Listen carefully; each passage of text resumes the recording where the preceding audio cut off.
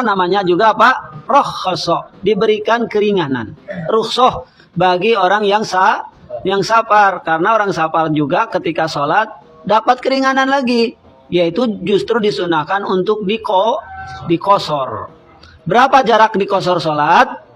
Nah, ini memang para ulama berselisih pendapat. Tidak ada jarak tertentu. Jadi yang disebut safar, kalau layak dia itu bersafar, maka bolehlah dikosor. Karena safar itu menurut uruf.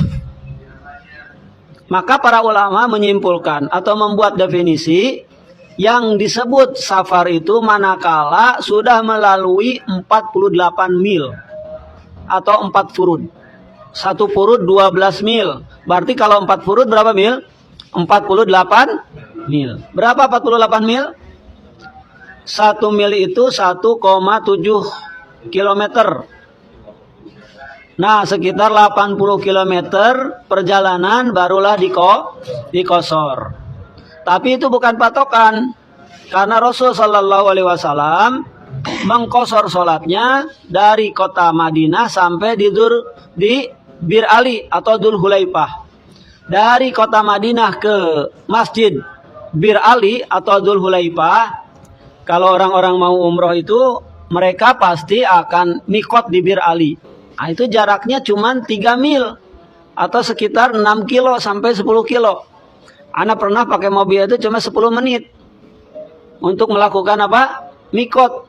Nah, Rasul udah mengkosor salatnya di situ. Karena tujuan Rasul mau kemana? Mau ke Mekah. Oleh sebab itu, maka kata para ulama, kosor itu tidak sah kalau masih berada di tempat. Contoh antum dari mana? Dari rumah. Dari Bekasi rumahnya, mau kemana? Mau ke Subang. Di rumah saya jamak kosor dulu, maka tidak sah sholatnya. Karena kosor itu hanya untuk safar.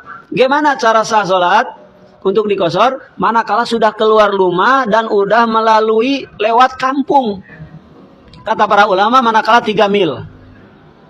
3 mil itu berapa? Tadi dicontohkan oleh Rasulullah SAW dari Madinah ke Masjid Bir Ali. Jaraknya itu 3 mil. Kalau jamak, ingat nah, jamak itu boleh dalam safar, boleh juga dalam mukim. Syaratnya masakot. Apa? Paham masakot? Masakot itu berat. Kalau sakit. Kalau apa lagi? Kalau kondisi hujan lebat.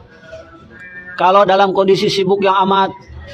Nah, ini boleh dijamak sholat itu. Contohnya, dokter mau ngebedah pasiennya.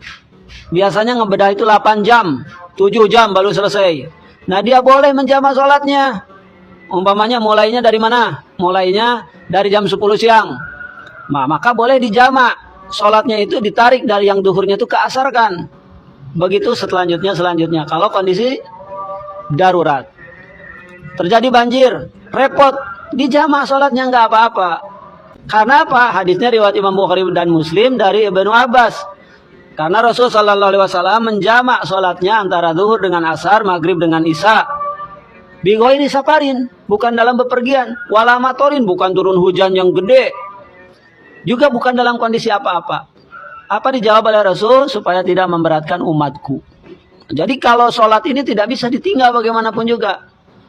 Kalau beratnya itu tadi ada caranya. Dengan cara dijamak. Mudah. Tinggal maunya saja. Jadi kalau manusia nggak sholat itu sama kayak binatang. Sama, bahkan lebih.